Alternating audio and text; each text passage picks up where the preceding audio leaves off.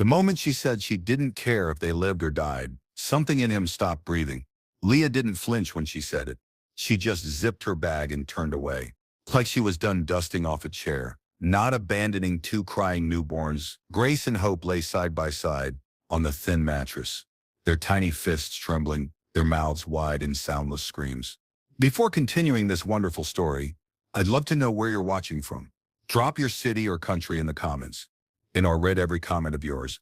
And if this story touched your heart even a little, please consider subscribing to the channel and keep the notifications. Let's continue it. The heat was thick in the room, and the smell of kerosene from the leaking stove mixed with panic in the air. Ethan stood still. He hadn't spoken for minutes, not because he agreed with her, but because his voice no longer felt like it belonged in this world she was choosing to leave. "Leah," he said, "finally. If not for me, stay for them." She froze, turned, and in a voice too calm to be human, she said, "They're your burden now. I'm done." Her eyes touched the babies only once, coldly. "To be honest, Ethan, I don't care if they live or die." Then the doors slammed behind her, and the silence left behind was louder than her rage. He walked over to the girls and picked them up slowly, one in each arm. They were burning with fever, starving, crying. His knees buckled. He sat on the bed and rocked them, tears sliding down without permission. "I don't have much," he whispered into the silence, "but I swear I'll love you enough for two people." Outside, a dog barked. The roof groaned. Inside, the twins cried, but softer now, as if something in them had heard the promise and believed it. He had no money, no food, and two babies with fever, but he still got up. Ethan boiled stale water and fed them drop by drop with a tiny spoon. Hope swallowed. Grace spat it out. Her lips were dry, her eyes glassy, but she was alive. That had to be enough. He wrapped them both against his chest with the only clean cloth left, and stepped out into the sunrise. The city hadn't opened its eyes yet, but the market was already waking. Early shouts, the clang of metal, the smell of ground pepper and tire smoke. He paid 50 naira to hire a rusted wheelbarrow. Vendor laughed at the sight of him. Babies on his chest, sweat already collecting beneath his chin. But he didn't care. He pushed bags of cement, rolled drums of oil, moved crates twice his size. His back screamed. His legs gave warning. But when Grace whimpered, he stopped everything, unwrapped her, kissed her forehead, and sang a broken lullaby before wrapping her close again. By midday, his shirt was soaked, and his palms were raw. An old woman selling peppers watched him closely. Then she handed him a sachet of water and a 50 naira note. "You're trying," she said. "Just that." He nodded once. No words left. When he got home that evening, the girls were half asleep. He mixed the powdered milk with boiled water and fed them gently. They drank without crying. It was a small victory, but in that moment, to Ethan, it felt like the universe had just handed him a key. One load at a time, he would earn their future. He was used to pain, but not to the kind of kindness that made his throat tighten. So when Miss Gloria opened her door that afternoon and asked to hold one of his babies, Ethan stood still for a second, unsure if she was real or if exhaustion was playing games with his hope. He had just returned to the market before sunrise, Grace tied to his chest, Hope to his back, their little bodies hot against him already. Grace had coughed all night. Hope barely slept. He rocked them both while waiting on work. Vendors recognized him now. Some nodded. Others avoided eye contact. He wasn't a man anymore in their eyes. He was a story, one they didn't want to be part of. He moved loads of firewood and yam sacks for small change. His shirt soaked through. His arms ached. The twins started crying, not from hunger, but from heat. And that was when he felt the hand, old, steady, warm. He turned to see her, faded blue lace wrapped around her, hair covered in gray scarf, soft eyes behind aging lids. "Come," she said, pointing to the small shaded bench beside her wooden kiosk. "Sit, rest. Let me hold one of them." Ethan hesitated. Then he sat. She cradled Grace, whispering to her like a grandmother long lost. "She's strong," Miss Gloria said. "And so are you." For a moment, Ethan felt the strange burn of tears behind his eyes. That evening, when he walked home, Grace was asleep. Hope, too. He had no extra coins, but something had changed. He wasn't carrying it all alone anymore. It wasn't the ache in his back that broke him. It was the sound of Grace coughing when he had no medicine to give. Ethan pressed a damp cloth to her chest as Hope whimpered softly in his lap. The cough had started yesterday, dry and shallow. Now it came like thunder, shaking her little ribs with each breath. There was no clinic he could afford, no neighbor he trusted enough to ask. Just the road, his wheelbarrow, and a hope that anyone might offer help before her cough turned to fever. He strapped the girls to him again and went to the market. Each step was slower today, every load heavier. He didn't cry when a woman insulted him for blocking her stall. He didn't react when a man shorted him 10 naira for a job. But when Grace coughed in his chest and her body shook against him, he almost dropped the wheelbarrow. Miss Gloria saw it all. She called him over again. "Sit," she said gently, patting the wooden bench behind her fruit stand. Ethan hesitated, pride wobbling in his throat. "You've earned rest," she added. He sat. She reached for Grace with wrinkled hands. Ethan didn't resist. She pressed her forehead to the baby's and closed her eyes. "She's warm, but not gone," Miss Gloria said. "Give me 1 hour, I have something." She disappeared into the back of her stall. Ethan sat on the bench, holding Hope. Grace, in Miss Gloria's shawl, slept in the shade. It was the first time someone had held her besides him. When Miss Gloria returned, she carried a paper bag of herbs, palm oil, and 2 small baby vests. Ethan took them in silence. And for the first time in weeks, silence didn't feel like loneliness. By the time he had coins for milk again, the market saw him not as a man, but a routine. He was the one with the babies, the one who worked through heatstroke, the one who stopped mid-lift to sing lullabies through cracked lips. Vendors no longer looked at him with surprise, just a quick glance and a nod like clockwork, as if they expected him to always be there. And he was, every morning, every evening. Wheelbarrow by day, bottle by night. Grace's cough was easing. Hope had started laughing in her sleep. Those sounds fueled Ethan more than bread. Then one afternoon, as he set down a stack of tires behind a mechanic's tent, he heard a metallic clang, followed by a boy's shriek. The jack had slipped. A car door swung. Tools spilled, and a man came limping out, clutching his leg, groaning. Ethan ran to help. By instinct, he pushed the wheelbarrow under the tilted chassis, propped the jack, and held the weight long enough for the injured mechanic to slide out. "You mad?" the man barked. "You could have killed yourself." Ethan just nodded. "But you're okay." The younger mechanic stared at him. "You know tools?" "I used to service train engines," Ethan said quietly. "Years ago." The older man blinked. "Come tomorrow. I might have something for you." Ethan walked home carrying both babies, a tired wheelbarrow and a fragile sliver of hope. A new kind. The kind shaped like bolts and steel. The smell of oil and grease was the first thing that reminded him he used to be someone. Not just a porter, not just a father on the edge of breaking, but a man who had once fixed engines, cleaned spark plugs, tightened bolts like a craftsman. Ethan arrived at the garage before dawn. The baby stayed with Miss Gloria for the morning. She insisted. "You can't hold spanners and twins at the same time," she smiled. He was rusty. The younger boys laughed at first. He didn't mind. He asked questions, watched, learned, then earned. By the end of the day, he'd replaced a gearbox seal faster than the supervisor expected. "You're not just useful," the man said, handing him cash. "You've still got it." Ethan walked home with money in his hand and grease on his arms. It was the first time he smelled like purpose again. He bought bread, clean water, baby wipes. When he reached home, Miss Gloria was asleep with both girls curled beside her.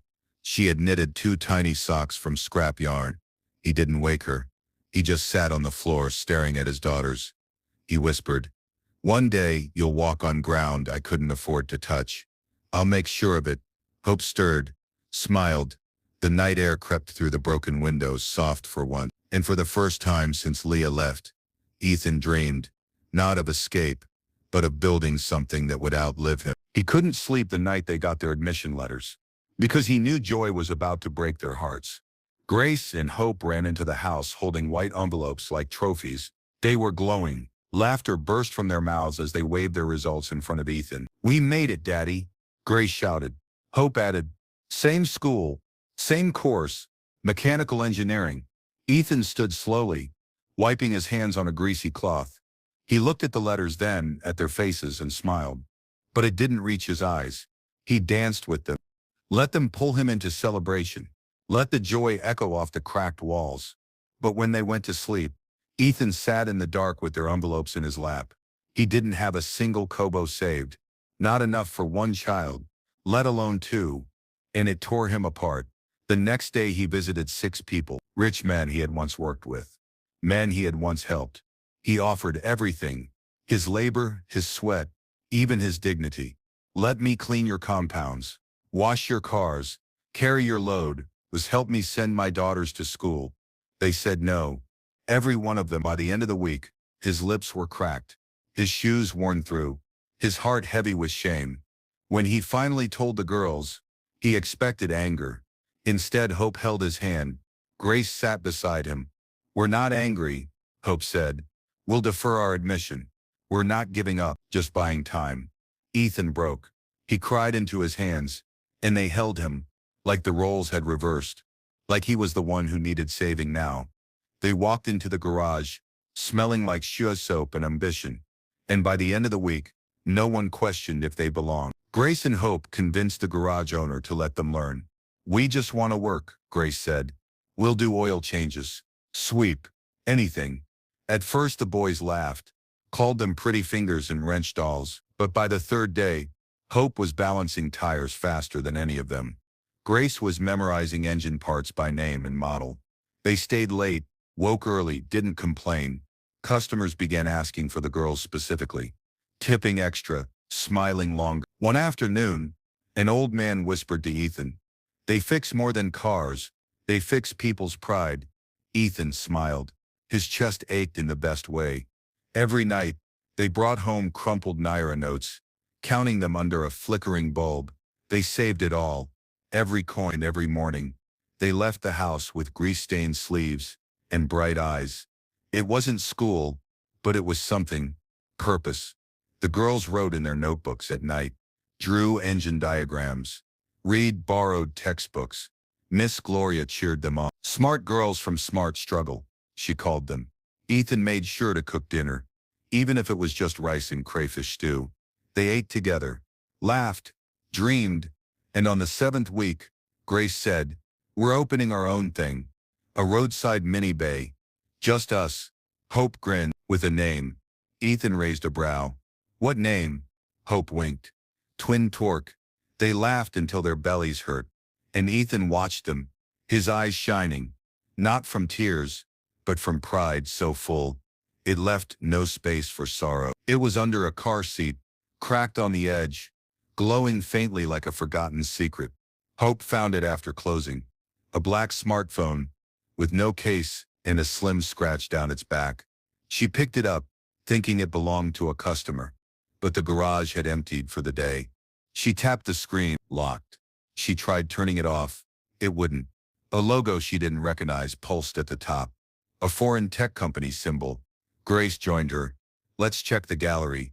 But the phone was encrypted. Only one app opened. No. Inside, engineering blueprints, 3D designs, and confidential prototypes. The kind of things they'd only seen in textbooks. High-level, sensitive. What is this? Hope whispered. Someone's whole career, Grace said. They stared at each other. They could sell it. Someone might pay a fortune, but neither of them said it aloud, because deep down they already knew what they had to do.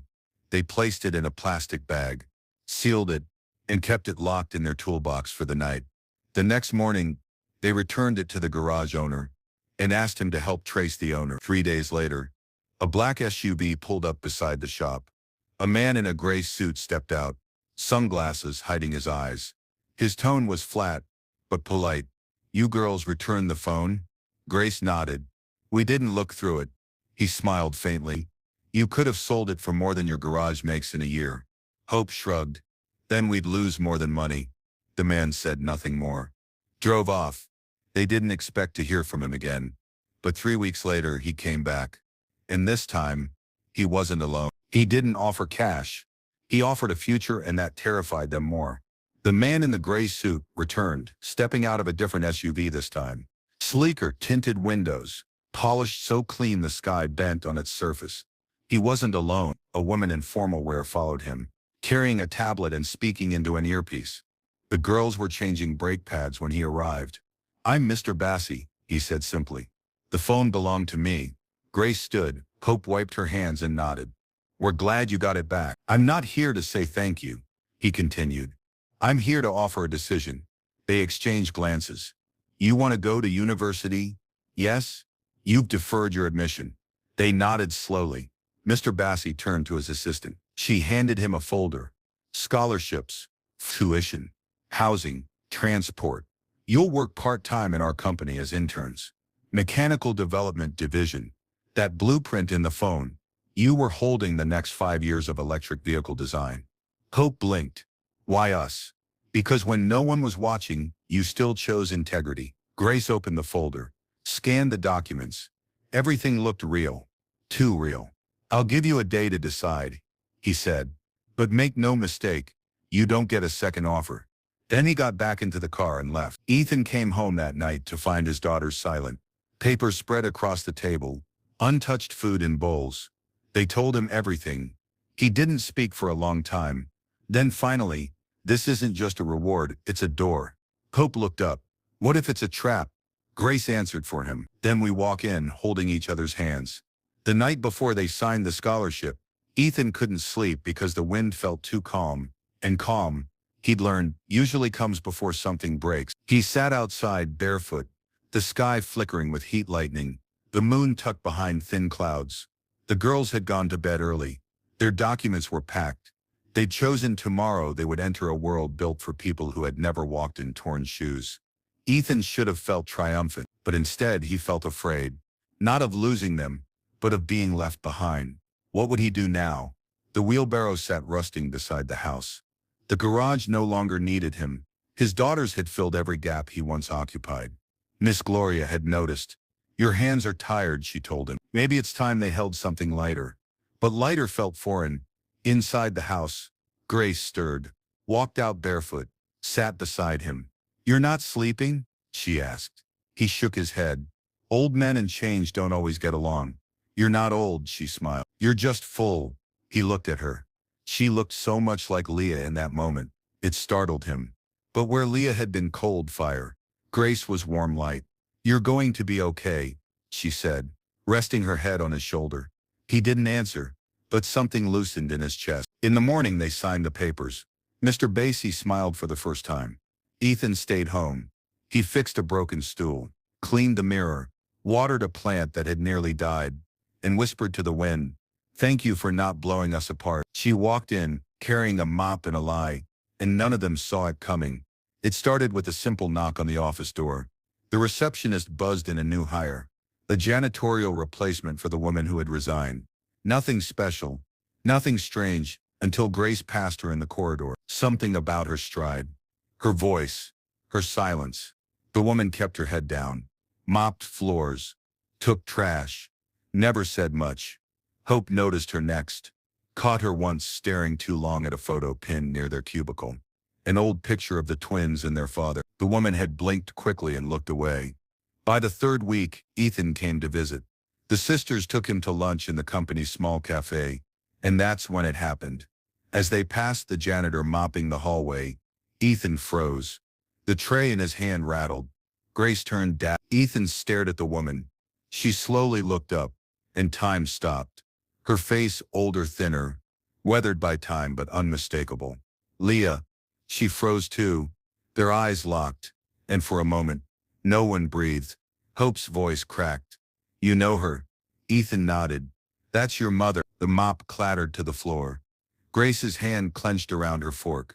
The hallway felt like a cave collapsing. The woman opened her mouth, but no sound came out. Ethan took a step forward, and she didn't run far, but the damage had already followed her. The hallway led nowhere. Leah stopped just outside the rear storage room, breathing hard, pressed against the wall as if it could swallow her whole. Ethan caught up first, slowly, no anger in his step, just a sorrow that had aged into understanding. Grace and Hope stood back, frozen in a silence that didn't know what to do with itself. Leah turned to face them, eyes shining with something unfamiliar. Remorse. I didn't know it was you, she said softly. When I took the job, Grace's voice cut through the air. And if you had known, silence. Ethan spoke gently. Why now, Leah? Her mouth trembled. Because everything else is gone. I married rich. Twice. Lost everything. Burned bridges. Buried pride. I had nowhere left. Hope blinked. So you came to mop floors in your daughter's office. I didn't know, she whispered. Not until I saw the photo. Grace stepped forward, her voice shaking. You left us. You said you didn't care if we lived or died. I didn't mean it, Leah said, I was scared. I was selfish. Ethan looked at the girls. The choice is yours. Grace's face was stone. Hope stepped forward, placed a hand on her sister's arm. She's broken, Hope said. But she's still our blood. Grace turned away, tears rolling down silently. Ethan spoke again. She can't be mother overnight, but maybe we can give her space to try. And so, without ceremony, they let her stay. As the janitor, not family, not yet, but present. And sometimes, that's how healing begins. You can't mop away the past, especially when you're the one who spilled it. Leah started slow. She showed up early, cleaned well, said little. For weeks, there was calm, an uneasy rhythm. Hope gave her polite nods. Grace avoided her entirely. But then came the shift. A technician dropped a tray of tools. Leah scolded him like a schoolboy. A staff member spilled coffee. She snapped at her in front of others. The whispers began. Who does she think she is? The garage floor felt different. Colder, like something had crept into the wall. One day, Grace overheard her muttering in the storeroom. They treat me like dirt, but I'm their mother. I gave them life. Grace walked in. You gave us life, then walked out of it. Leah turned, startled. You wouldn't understand. No, Grace said. You wouldn't. You think cleaning up oil and sweeping floors earns forgiveness. Leah's eyes narrowed. You think your father's a saint, sitting at home doing nothing while I work here. Grace's jaw locked. Don't, she said. Don't speak on him. But Leah kept going. He's just collecting praise while I scrub toilets. Grace walked out, fists clenched. That night, she sat with Hope and Ethan. She's still the same, Grace said. If we let her stay, she'll tear everything down. Hope looked down. She's our mother. Ethan stayed quiet for a long time. Then finally, if you keep her close, she'll rot the foundation. If you set her up elsewhere, maybe, just maybe, she can start fresh. And just like that, the decision was made. Not from anger, but from exhaustion. Some departures feel like betrayal. Others feel like relief. Leah's felt like both. They called her in early. She entered the office warily, clutching her mop like a shield. Grace didn't speak first. Neither did Hope. It was Ethan who broke the silence. You can't stay here. Leah blinked. What? We've arranged for a small parts kiosk outside the main gate. You'll run it, alone. She frowned. You're pushing me out. Hope spoke quietly. We're giving you space. You said you had nothing. Now you have something. Leah looked at them, eyes darting between each face. Then her voice rose. I see. Your precious father poisoned your minds. Grace's tone cut like glass. He raised us. He never poisoned us. He protected us from the memory of you. The silence after that was thick and still. Leah scoffed. You think I'm the villain. One day you'll see. Being a mother isn't easy. Grace stood. You were never a mother. Leah grabbed the envelope from the desk. Documents for the kiosk. Keys. A petty cash fund. And left. No thank you. No apology. Just the same retreating footsteps from years ago. Hope sat down slowly, face unreadable. Ethan exhaled deeply. We've done our part. Grace nodded, but her eyes glistened with unshed tears. Sometimes you don't cry for the person you lost. You cry for the child inside you who never got them in the first place. After Leah left, peace didn't shout. It whispered. And for the first time in years, they heard it. The garage floor gleamed again, not because someone scrubbed harder, but because tension no longer lived in the corners. Staff smiled more. Grace didn't clench her jaw at work. Hope hummed. while adjusting tires. Even customers noticed. The girls worked better, laughed more, money came in, clients returned, and Ethan, he rested. He still rose early, but not to lift or push. He tended the small patch of tomatoes behind the house, walked to the mosque for morning prayers. Sometimes he just sat and watched the light change on the walls. Grace and Hope brought him food, bought him sandals, massaged his feet when the old scars from the wheelbarrow years ached in the rain. He tried to argue once. Grace said, "Dad, your receipt is long. It's our turn now," so he let them love him. One afternoon, they found Miss Gloria sitting outside, coughing into a rag. "She needs care," Hope said. They didn't wait.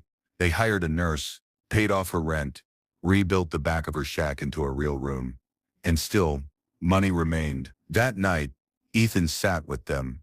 "You have everything now," he said. "But I wonder, do you still want to be engineers?"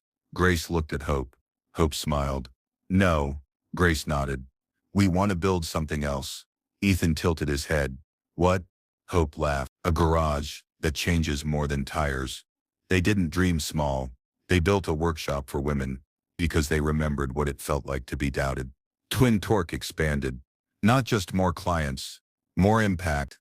The new branch opened 2 months later in the heart of the city's old railway quarter. A garage fully run by women, single mothers, teenage girls who dropped out of school, widows, survivors. Grace trained them in diagnostics.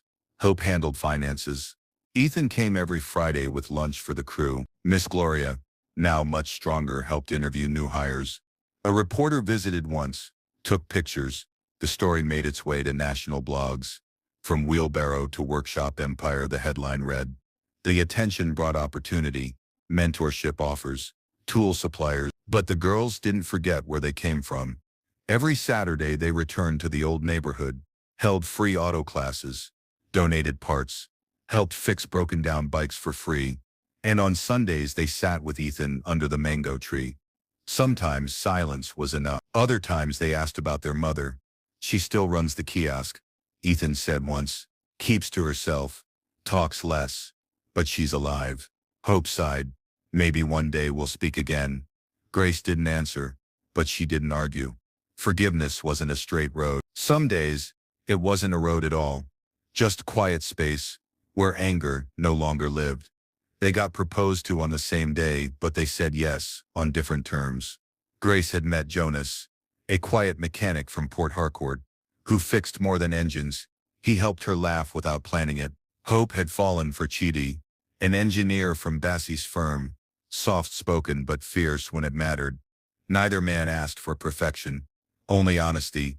And when the girls brought the news to Ethan, his first reaction was worry. "What about the business?" he asked. Hope smiled. "It's not going anywhere," Grace added. "We're marrying, not vanishing." Then they shocked him again. "We want to share the wedding date." Ethan blinked. "Both of you? Same day?" "Yes," Grace grinned. "But that's not the real surprise." Hope squeezed his hand. "You're getting married too." Ethan choked on his tea. "To who?" Grace pointed. "Sandra, the supervisor from their early garage days. A kind widow, steady, honest." Ethan stammered. "We only talk about tomatoes and gate repairs." "Perfect foundation," Hope said, giggling. At first he resisted. "I'm too old for romance." But Sandra laughed at him. "No, you're just out of practice." So 3 wedding dates became 1. 3 dresses, 1 canopy, and joy wide enough to wrap an entire street. The day felt too good to be real, but no one dared question it. They just danced. It happened under the wide sky, with canopies swaying and children running between chairs. Grace, Hope, and Ethan stood at the altar, 3 hearts stitched back together by time and grit. Sandra wore a lilac gel. Her son stood beside Ethan, in matching agabadaz. Jonas wiped his eyes when Grace said her vows. Chidi kissed Hope's hand like she was made of breath. Ethan couldn't stop shaking, not from fear but from disbelief. When it was his turn to speak, he paused for so long the crowd grew still. "I buried my future years ago," he said finally. "Then God sent me back to dig it up, 2 daughters at a time."